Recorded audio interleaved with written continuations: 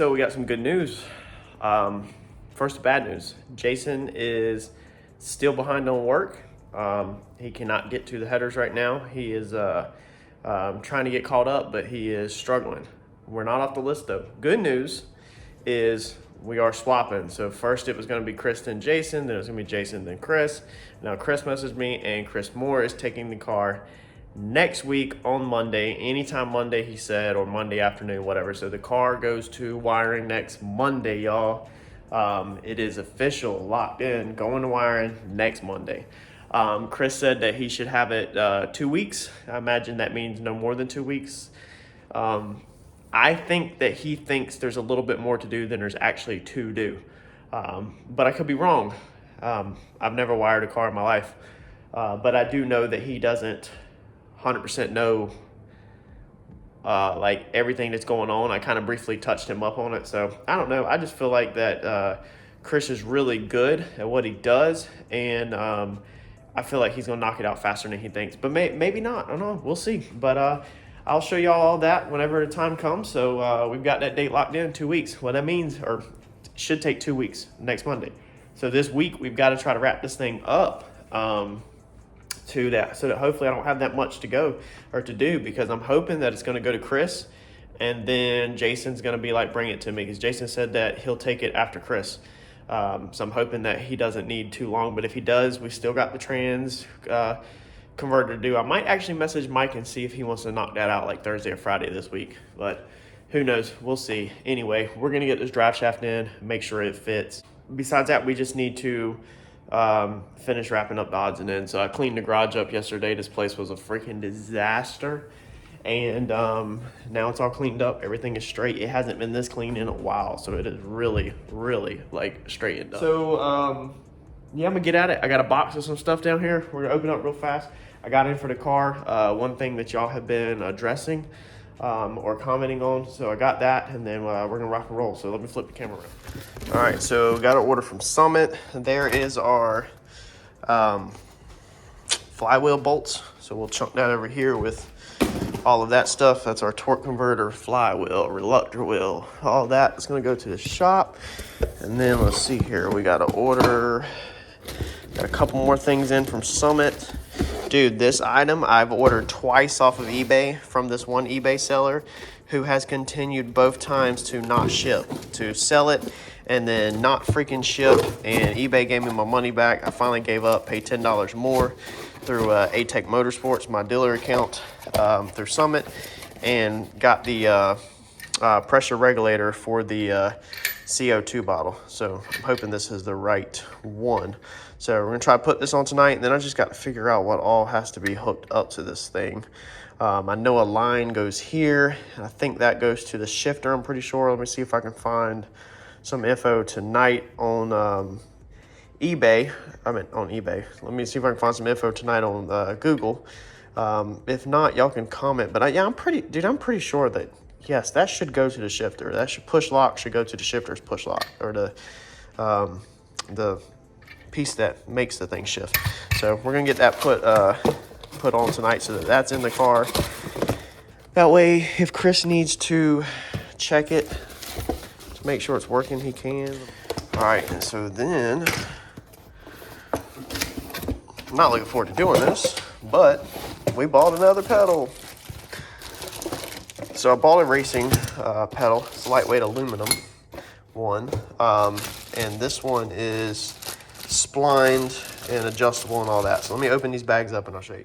All right, so there's what it is. I mean, this is just a freaking super nice unit for the price, man. I mean, these things right here, I mean, they just spin like butter. And then this piece right here has a set screw in it, so you can, I'm guessing, no, you can't move it. Is that a set screw? Yeah, it's a set screw, it looks like, but it stays in place. Okay, that's fine. I thought you could move it down, but that's going to be your pullback, so your foot will obviously go in there like that, and then that way you can lift it up, pull the pedal back if it gets stuck. A lot of y'all been commenting like crazy on, please fab up a pullback, and so I just wanted to change the whole entire pedal. On these cars, like we went over in the other video, they're designed really to go through your trans tunnel. So if you're sitting like this with your driver's foot like that, okay, this tunnel right here would be your trans tunnel. So normally these go through there and then the arms are tilted forward. The problem with that is I'm gonna mount this to the firewall, so I needed the arm tilted more back so that the cable, we'll use this line, so the cable runs through the firewall like this, and then that way when you push down on the pedal like that, it pulls the arm back, which pulls the throttle cable back. So that's another thing we have to wrap up is the throttle cable. They come with this angled bracket. You can get them at different degrees, different angles to mount to the trans tunnel. I guess that way you can angle the pedal, you know, they can go a little bit more like this or whatever, but you can also buy them without this.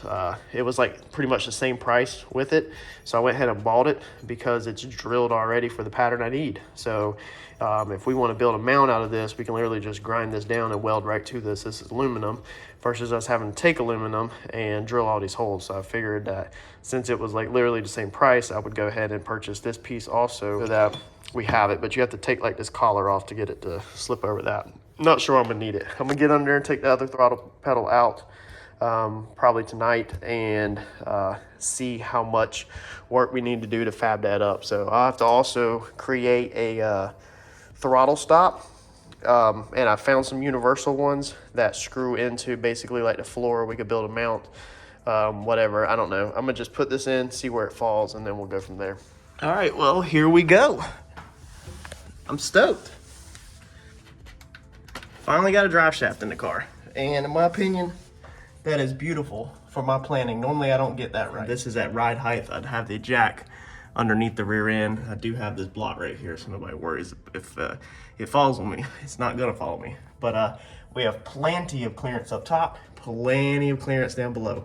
So it looks like it's straight, but it should be on about, let's see here, what, a 2 to 3 degree angle, because whenever I originally built it, we went over this back in one of the other videos, the angle of your pinion here and your pinion there on the transmission. I think it was 2 or 3 degrees, and they were both in the opposite direction like they're supposed to be, if that makes sense.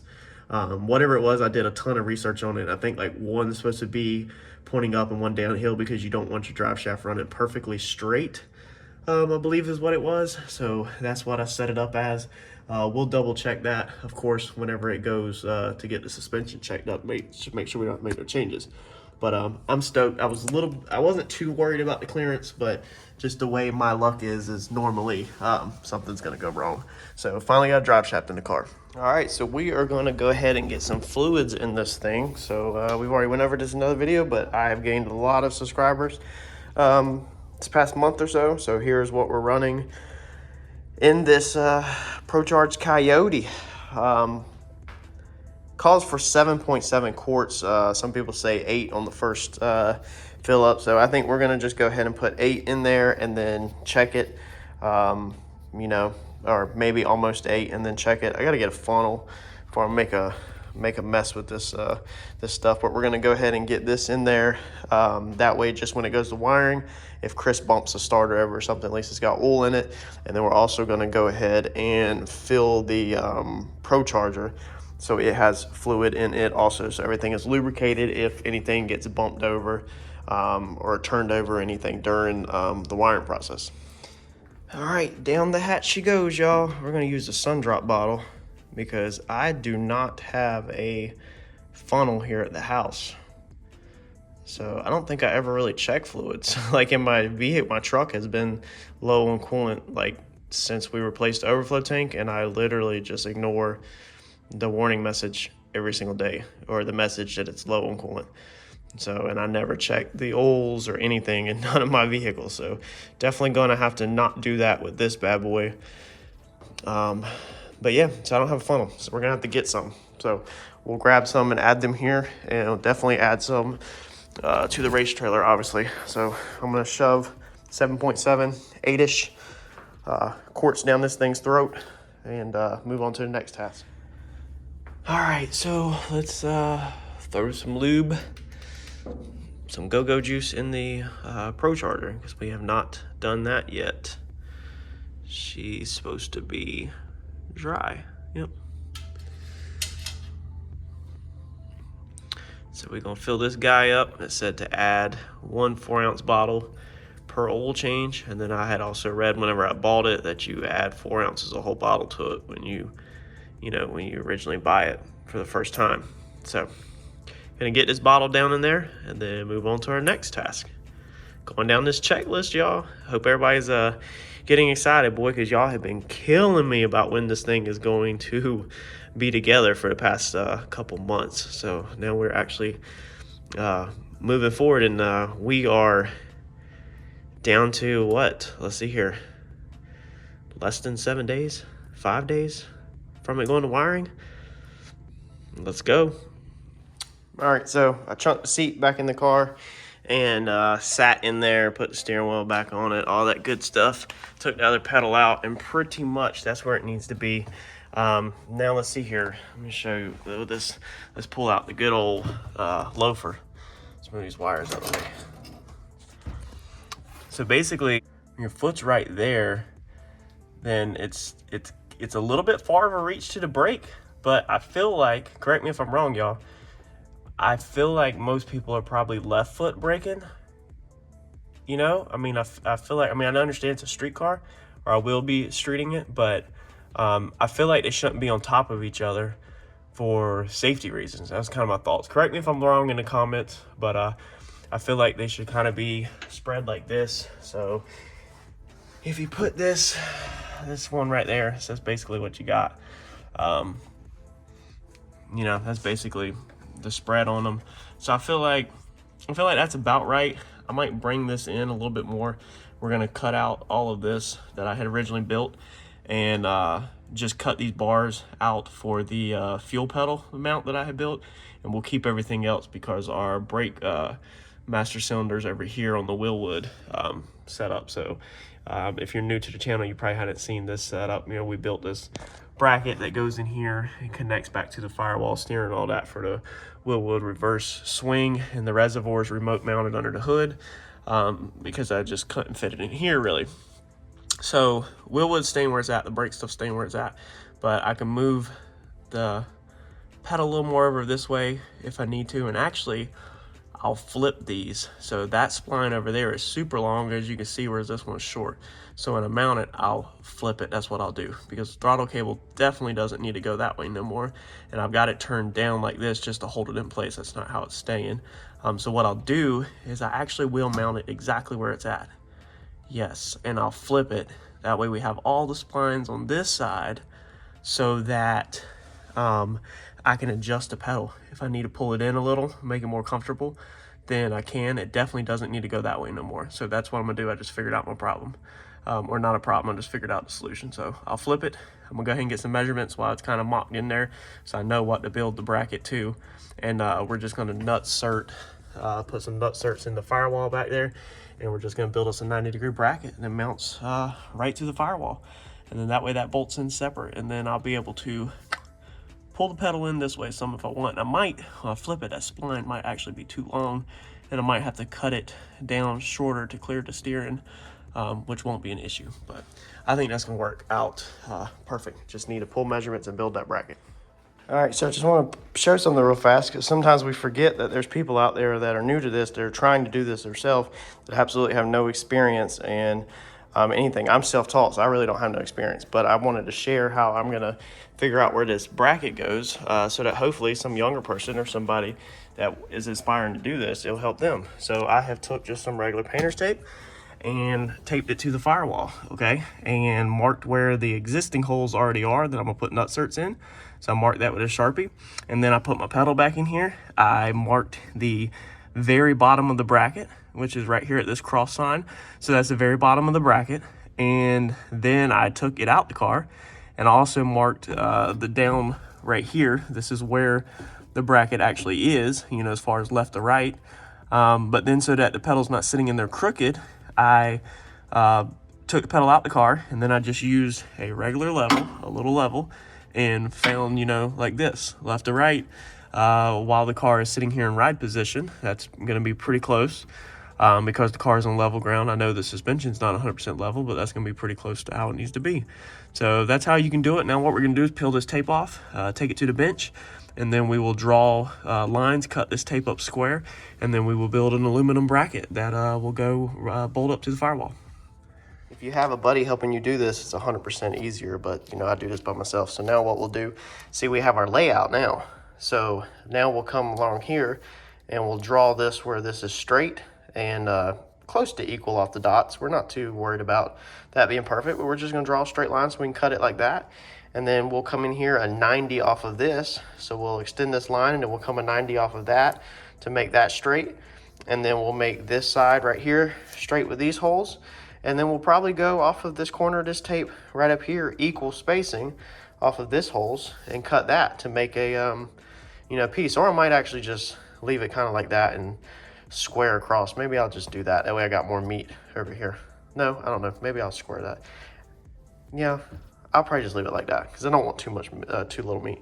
Anyway, so I know that from this firewall to this hole, because I measured it while I was in the car, and I did turn this around and check it from the other way. The splines do need to be cut down. So we will basically flip it like this, like I said, and put the throttle pedal over here on this side. That way we can move it. See, we got adjustments where we can move it like that if we want it closer to the brake pedal. Because we don't need much adjustments at all on your arm that pulls your throttle cable back. So, but we will have to cut this because it hits the steering shaft. So what we're gonna do is when we do that is you'll put your arm on first, then you'll cut it after you mark it. And then that way, if you ever have to take the arm off, because I'll probably just leave it on, I'll do that last or something, then it will pull the burrs out of the splines with it as it comes off and you can clean it up. Or you can just go ahead and taper it a little. I mean, we'll hit it a little bit with a grinder and tape it, but you wanna make sure your arm's on first. That way it's easier to clean the burrs out. And then you still might have to hand file some of it, but we're hoping not to. And this is just a hollow piece, so it won't be hard to cut it all. And this is all aluminum, so it's super lightweight, and you can grease it. So basically it will mount like this.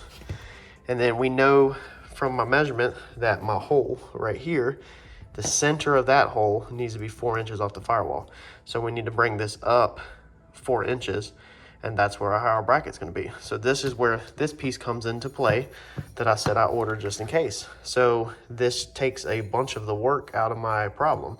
So this is a triangular piece, but you can see right here, this is a 90-degree angle. So what we wanna use is we wanna use this side. So we can't put it on the firewall like that necessarily. So we're gonna have to, you know, extend this bracket out. But what this is gonna allow is for us to be able to weld you know, a good piece to this. So it's got this thick flange on the end that I'm sure Mike will weld to or whatever, because I don't want to weld nothing on my flat side because of you know, this piece needs to bolt up pretty much to it, and you'll actually have to shift this in just a little bit, the thickness of that flange, so that basically it sits like that. So, and actually, you know, we could just extend this side out and just weld it straight to there like that. Maybe we'll do that. I don't know. I'm gonna figure it out. It definitely needs 90s. Anyway, I'm gonna cut up some stuff, maybe some cardboard as templates first, and figure out how I want to do this, and then transfer it over to some aluminum. Probably take it all to the shop and cut it at the shop so it's not so loud and messy here, since I just cleaned my garage out really good. I don't want to get it messy, so let me go get some cardboard out of the trash. All right, so I think we're gonna take this load of scrap metal to the shop tomorrow and see what Mike thinks on fabbing it up. So I'm thinking that we use this piece right here for our bracket. You know, it's I don't know how thick that is. Somebody probably knows on the channel from what's wrote on it. It's not super thin, but I mean, it's not super thick either. Okay, so we mount our bracket, cut our bracket out of that, and I don't know if Mike will want to build everything else out of this or not, but this piece that I have right here is actually, this is what was left over from a motor plate. So this thing is stupid thick, but it is like almost the same thickness as what is already there, okay? So he could easily just weld that, and it is already the same width.